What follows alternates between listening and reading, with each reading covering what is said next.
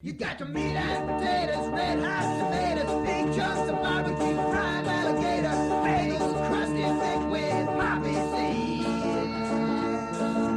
I don't want any of that junk. Give me some good old geese dunk. Candy is the food that I need. These collages for Paradiso are among the very small group of Dante illustrations that go beyond representing the text in pictures to carry on a dialogue with it, responding, reacting, and commenting on Dante and his cosmos. Until now, Rauschenberg's Inferno series and Blake's watercolors for the comedy were the only works that ventured to meet as equals Italia's glowering bard. To explain such daring, one may note that one of them was an antinomian mystic and the other a Texan. Meryl Gross is a humorist, best known for her Tumblr blog, Elsie Schrotthaufen's Book of Wonders. It is her faculty of laughter, that anarchic and uniquely American sense of play, familiar from the Marx Brothers, Robert Crumb, and Buster Keaton, which has enabled her to understand the essential wittiness of Paradiso, and rise above the centuried reverence which can make even Dante dull. When Dante first leaves Earth on his journey to heaven, he passes through the sphere of fire. In medieval cosmology, the four elements determined the center of the physical universe. First came Earth, upon which lay the seas, then air provided the atmosphere, after which came fire, the lightest of the elements. Beatrice is represented by the bird whose colors blend into those of the flames. The bird indicates her ability to fly between the levels of existence. That this is indeed Beatrice is confirmed by the sign language letter B. In the course of this initial ascent, Beatrice explains to Dante the order of the cosmic spheres and their spiritual logic, represented here by the gears within the white circle. The cosmic spheres which rotate one within the next, turning ever towards you who are their highest desire, O God. Those round revolving skies now made me look up, drawn by their harmony, the music of the spheres. Each one vibrates its own perfect tone, and all accord in a melody of heavenly resonance.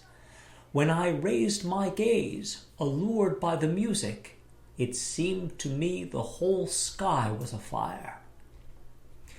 Within this clockwork representation of the spheres, whose music is audible to Dante, we see male and female Milagro votive charms. These are Dante and Beatrice, while the angel between them indicates their ascent through the successive heavens, underlining the symbolism of the bird.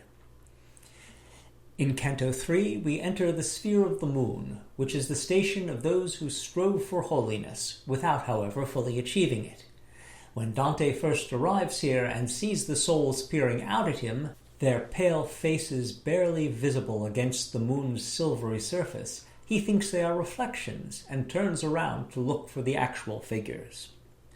The face in the mirror, looking delightedly up at the stars, suggests the aspiration of the lunar souls who were not equal to their vows.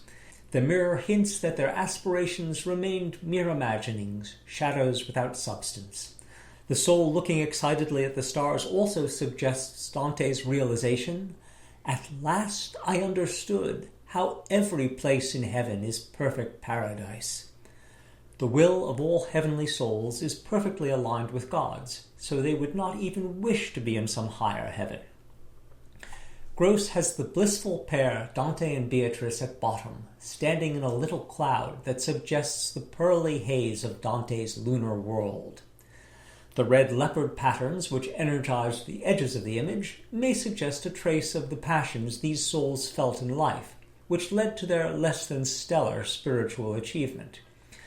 According to Dior, leopard prints in women's fashion suggest a sophisticated sensuality. As such, they add a note of feminine eros to the otherwise cool blue scene. Beatrice herself is a kind of celestial dominatrix in Dante. Her entry at the end of Purgatorio, and Dante's definition of love in Canto 26 of Paradiso, suggests Swinburne as much as they do Thomas Aquinas. The daytime moon in the upper right-hand corner is another of Gross's characteristically puckish touches. Passing over the sphere of Mercury, the heaven of those who sought honor and distinction, Gross turned her attention to the third of the spheres, Venus, the heaven of those who greatly loved. At center we have Cunizza da Romano, sister of the infamous Ezzelino da Romano, who was sort of the Vlad the Impaler of medieval Italy. Cunizza distinguished herself in romantic rather than sanguinary involvements, running through a number of husbands and running off with a number of lovers before she ended her days in Florence, aged and well-behaved. To the left is the harlot Rahab, the prostitute who concealed and so saved the lives of Joshua's spies who'd come to reconnoiter Jericho. Dante was surprisingly modern in his sympathy for those who loved greatly. Homosexuals are half of those among the saved on the topmost round of purgatory. These two ladies of pleasure were, in Dante's opinion, winners in the moral beauty contest, runway models who flew to their reward on high. The sweetness of love's heaven is rendered with sly overstatement by the bag of sugar. Considering who these characters are and the tenderly indistinct background, I can't help thinking of lines from Sylvia Plath's Fever 103. Pure? What does it mean? I, love, I am a pure acetylene virgin, attended by roses, by kisses, by cherubim, by whatever these pink things mean. The pink things in this pastel heaven prove to be, on careful inspection, My Little Ponies. Cunizza, being a Christian, gets a golden halo, made with mild sarcasm from a doily. Rahab, a Middle Easterner, has clothing of a somewhat more exotic pattern and sports a feather boa. While this accessory has been around since the early 19th century, we nowadays associate it with flappers and Mae West, so it is well suited to Rahab's glamour. Rahab gazes up at Cunizza's halo, clearly wondering how she would look in one of those, in a genial allusion to the tension between the worlds of the Old and New Testament, which Dante successfully combined in what fashion people would call an aggressive mix. We have now soared as far as the sphere of the sun. Movement among the heavens is at the speed of thought, which is assuredly greater than that of light, and the convertible, rendered celestial by its starry diamond, well suggests the exhilaration Dante describes. The focus of the image is a metaphor from the end of Canto 10, Dante watching the souls of the great philosophers who appear as round, animate, glowing spheres circling about him like choreographed comets, offers this comparison.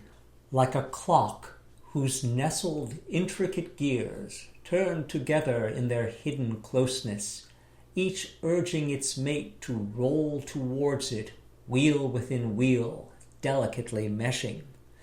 When the whole mechanism is tensely engaged, ting, ting, ting comes the sudden chime of sweet release, a shrill and silver cry. With such celestial clockwork motion did the circling spirits wheel about precisely, gleaming gears in a machinery of joy, sounding the hour of eternity. The Honeywell thermostat, Henry Dreyfuss's masterpiece of industrial design, is a parade example of technology at one with beauty, the marriage, as it were, of physics and metaphysics. This golden round is the paradigm that motivates the rest of the wheeling instruments. It extends a spiritual hand to steer the stars.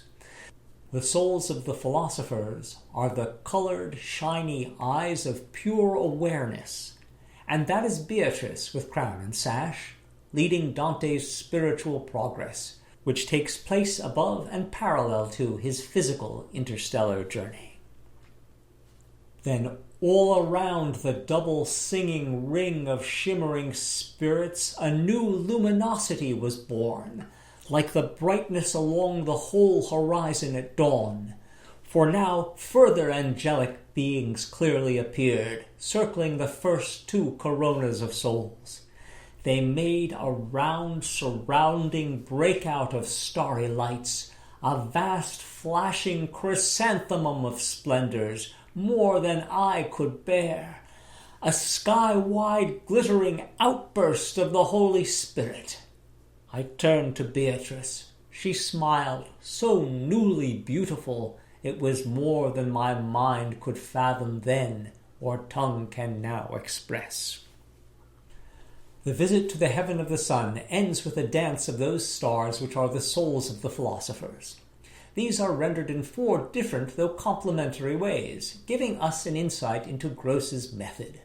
Her signature technique is the deployment of images in a literary way, as metaphors and even as puns.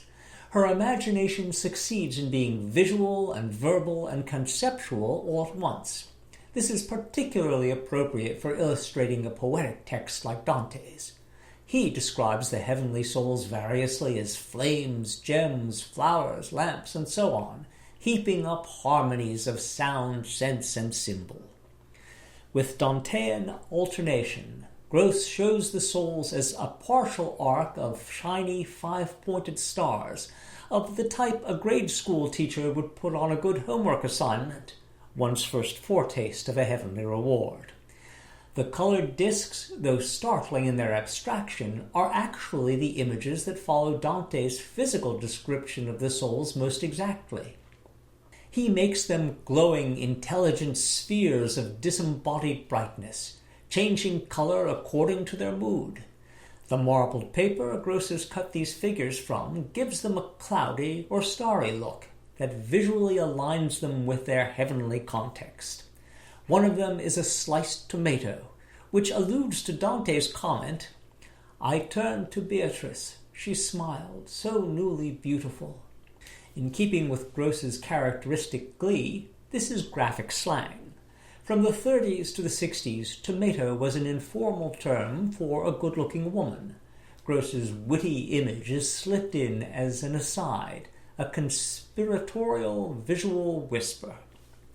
The cherub-born horn of plenty is a stellar emblem. The horn of the constellation Capricorn is the mythological cornucopia. Here it pours out soap bubbles, echoing the pearls that Beatrice displays in token of her role as Dante's guide among the stars.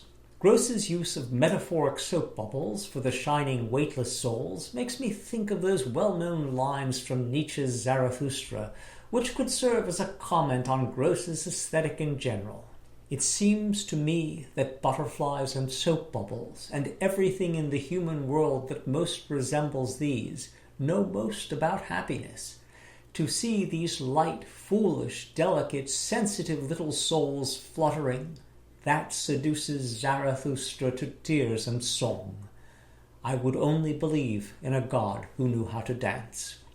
After the sun, Dante enters the sphere of Mars, the heaven of those who fought for the faith, where he meets the soul of his ancestor, Cacciaguida. Cacciaguida reminisces about the Florence of his day and laments the city's present degenerate state. Gross has used New York as a metaphor for Florence, the romantic New York of the mid-20th century, glamorous in the lunar blue light of memory.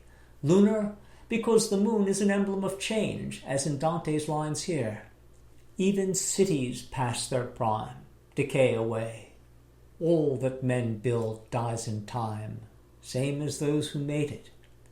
This simple truth stays hidden from us in things that last a few years longer than our momentary lives.